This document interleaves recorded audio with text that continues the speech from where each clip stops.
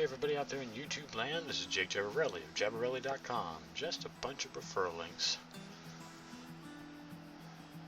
This is the 1 week update. I'm honestly pretty impressed with this CryptoTab boost feature. On the 24th I gave you guys a 3-day update, and it's been 7 days. If you saw that video, then you saw that I was doing fairly well. You know, it honestly, with just this measly, and I call it measly, it's not really, but 6700K Intel Core i7 processor, I am getting about 1,000 Satoshi every hour. And I still haven't quite figured out, I wish I could bring you that update, I still haven't quite figured out how to get the boost to run nonstop without me interacting with it. Working on that. Not sure about it. Don't really want to break the browser in order to do it, but the restriction's kind of annoying. Having to re-enable it every 3 hours. Now, you don't necessarily have to re-enable it. You can see I've got 51 minutes left here. You can just go in and do it whenever you want. Just update it. It's like, oh, it's been 2 hours, I'll update it. You don't have to wait till the end of 3 hours. You can do it whenever. But it's still just a little tad bit annoying. Having to deal with it every 3 hours at the least. But as you can see, I've got 1.3, or actually let's see, 130,264 Satoshis. That's only after a week. That is according to the current translation between the value here at about 95.30 is the current price of Bitcoin in US dollars. That's $12.50. So I spent $22 to buy the 10x boost for just one machine, which is the current price as far as I am aware. Let's see if they show here. One machine, yeah, so I'll take it up. $21.99. So it took me 1 week to make up half that cost. It's not bad actually. That means if I do it for 4 weeks in a month, I will have made up double the price it cost me. And that was, obviously I can't update this this cloud boost. I can't keep turning it on every 3 hours, because I gotta sleep sometime. I haven't figured out how to sleep for only 3 hours. I guess I could keep waking myself up, but don't want to do that. So $12.50 in a week. That's not terrible. It's actually quite good. But I want to, in this announcement, in this video, announce that I've discovered that although the Core i7 6700K processor is not bad, there's one that can do quite a bit better. I asked my Discord group what they thought of this idea. I had a couple people run on their faster machines. I don't quite have a machine that fast, as I told you what I have. The AMD Ryzen machines are much, much better. So with I think it's called the Ryzen 9 3990, which is a pretty popular chip right now, can do 4 to 4.5, even 5 times as much as this processor can, and it's not that much more expensive than this one was. So some people are talking about, well, you have to consider power. I've been running the computer all day long anyways. May as well do something with it. So let's just pull up this trustier back of the napkin calculator. Let's say it was 4 times. So instead of 1,000 per hour, I'm getting 4,000 per hour, which, if you've noticed, I've gotten in a week. It's not quite a week, it's pretty close to a week though. $12.50 in a week. So what's 12.5 times 4? 50. $50 a week. 50. Yeah. That's not bad at all. Because in a month, that's $200. Just from running a computer on this feature. So if I mean, heck, even by itself, I think it's running 16,000. This right now, you can see up here is this little number up here is running 19,000, barely more than what I could run without the boost on a Ryzen 9 3900. And I've heard that the Ryzen Threadripper 64 core can do even more than that, like 22,000. But the price of that thing is like $4,000. I just don't want to spend that kind of money on a single processor.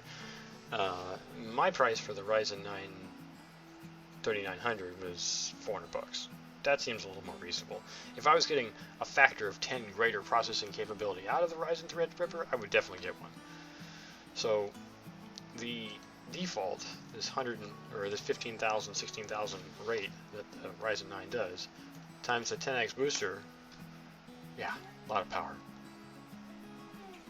I believe it's a 12-core, 24-thread processor.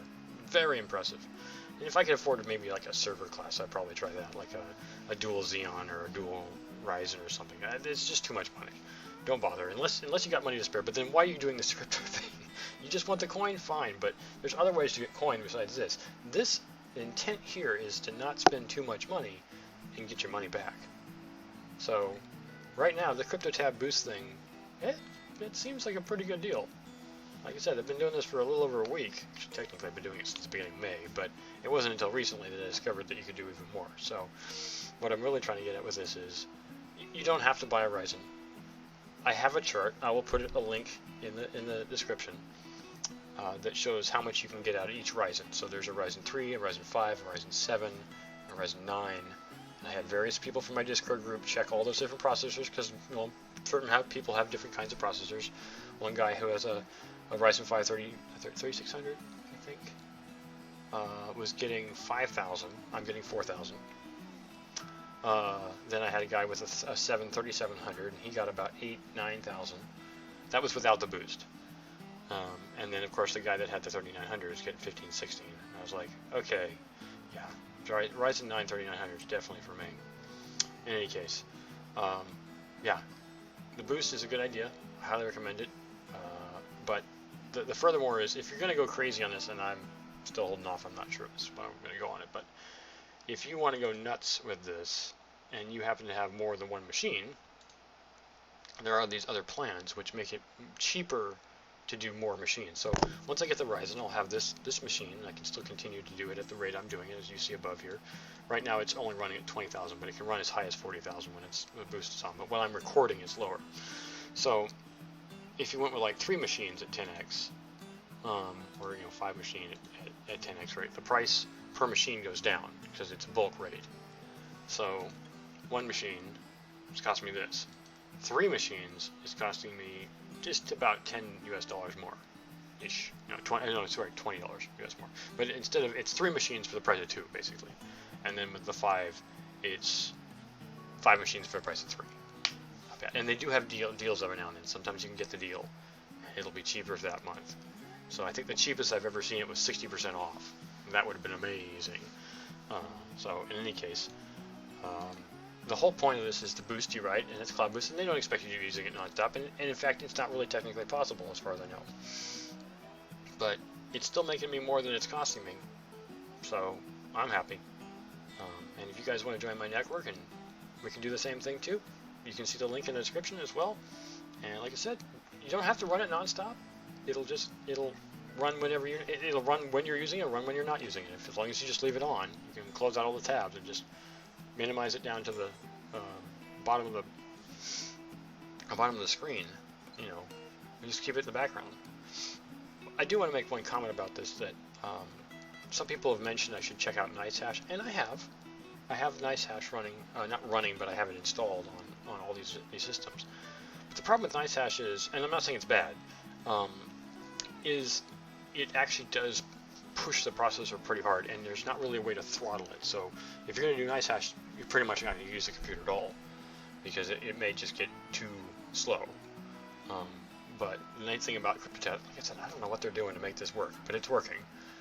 I can still use my computer. Obviously, it is a browser, and so you'd want to be able to continue to use it while it's mining in the background. Of course, the the capabilities will go up if you're not doing anything on it at that very moment. But whatever they're doing, it is more effective than NiceHash is. Now, NiceHash will take the difficulty out of understanding what other kinds of coins you can mine, but it will take advantage of both your CPU and your GPU. So if your GPU is really powerful, it might be more helpful. All I can say is I've done a lot better with CryptoTabs and their boost feature than I ever did with NiceHash. So I hope CryptoTab continues the boost concept. I know some people have complained they don't have the boost. If you don't have it, sign up your phone with the same account you sign up your local system, and then you'll see the boost. So that's the trick. And I'll make a comment about that in the description as well. If you don't have the boost, this little button up here, just make sure you sign up with your browser on your phone or any mobile device, a tablet or something, and then it gives you that feature. Yeah, anyways, so check out CryptoTab. Like I said, it's just a variation of Chrome, and you can crank out more coin than you put in.